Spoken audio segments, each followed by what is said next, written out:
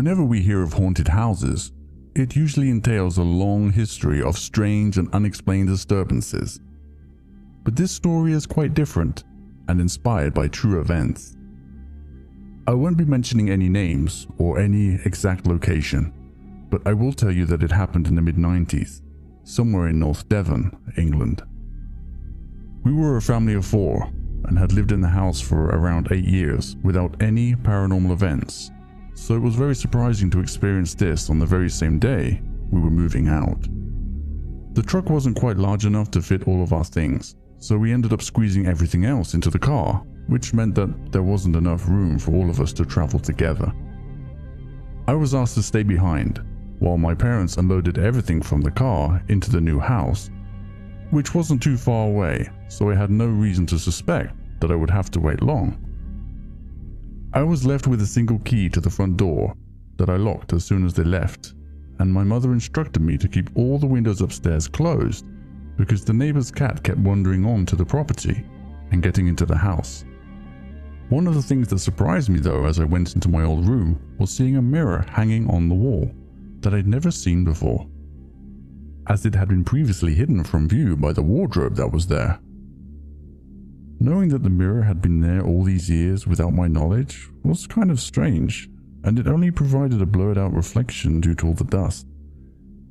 It appeared to be firmly secured to the wall, which I guess is why my parents decided to leave it there.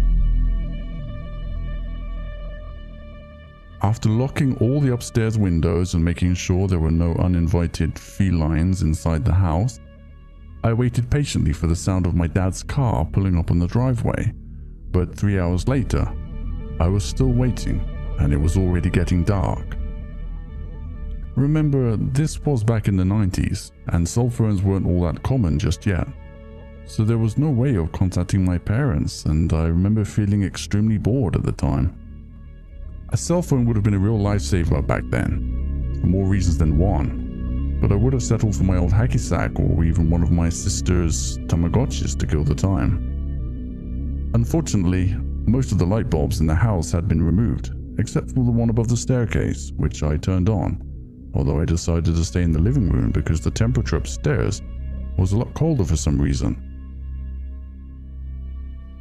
About an hour later, it started to rain, and I was feeling hungry.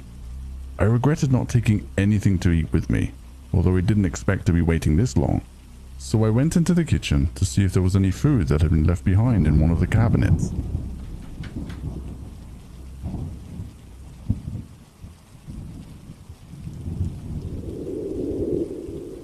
As I searched the kitchen, I couldn't ignore this thought in the back of my mind of being left out.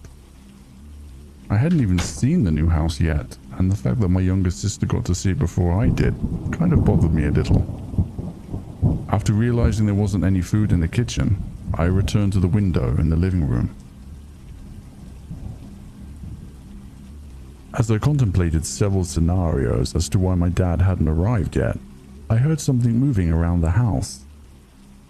At first, I suspected it was the sound of the trees blowing in the wind outside, until I saw something that sent a cold shiver down my spine. The sight of someone passing in front of the window caused me to huddle into a corner where I waited motionless and completely terrified. I then heard tapping on the glass from the kitchen window, but I couldn't bear to look to see who it was, and instead just imagined the same dark figure staring through the window. After the tapping stopped, it got really quiet, at least for a while. The sound of shattered glass coming from upstairs caught me completely off guard.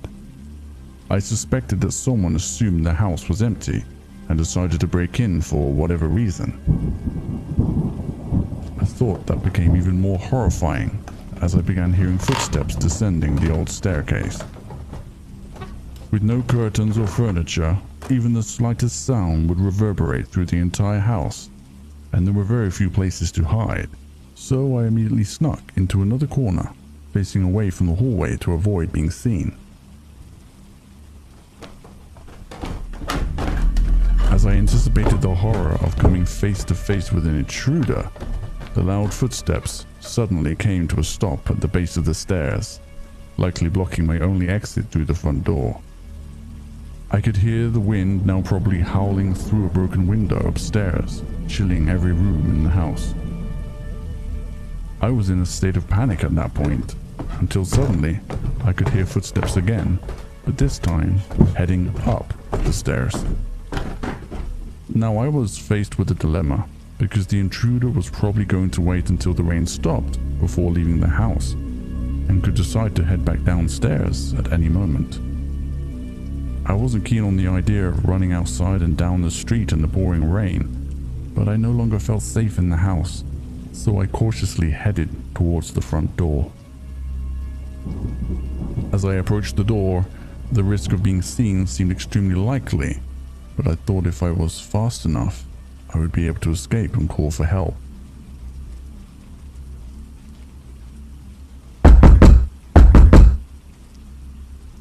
The desperate knock on the door sent me running back to the dining room, as I immediately assumed that the intruder had an accomplice and was waiting to be let in.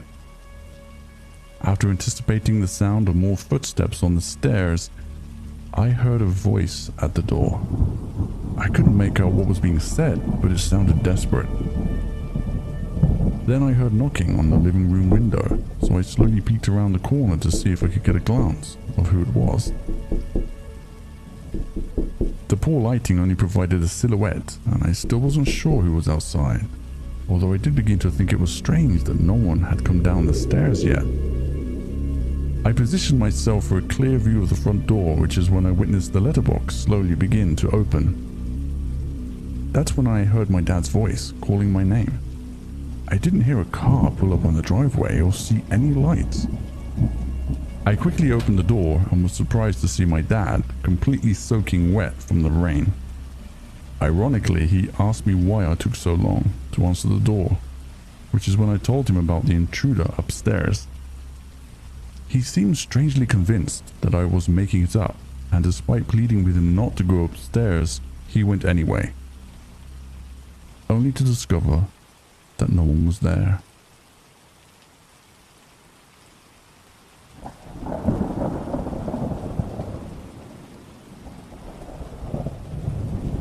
We both searched the whole house and found nothing. No signs of a break-in.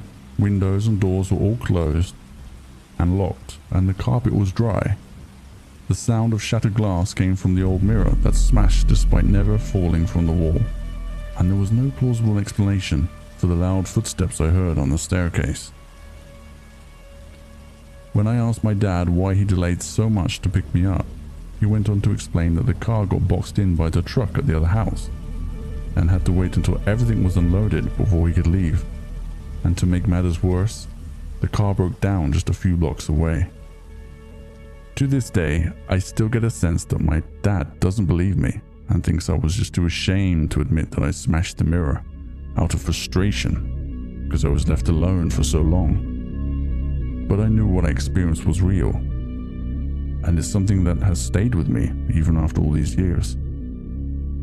As for the person who passed in front of the window facing the backyard, we later confirmed it was the neighbor looking for his cat. However, the events of that night came up shortly after in a conversation with my dad, and I asked him why he wasn't afraid of going up the stairs after telling him that there was an intruder in the house. What he said next just left me completely speechless and shook me up pretty good. He told me that he wasn't afraid because just as he was approaching the house, he saw me in the window upstairs. He tried to wave to get my attention, but he said I had this strange ghostly expression on my face, so he gave up and knocked on the door instead. The smashed mirror on the wall, loud footsteps on the staircase, and an apparent doppelganger in the window upstairs were enough to keep me away from that house, never to return.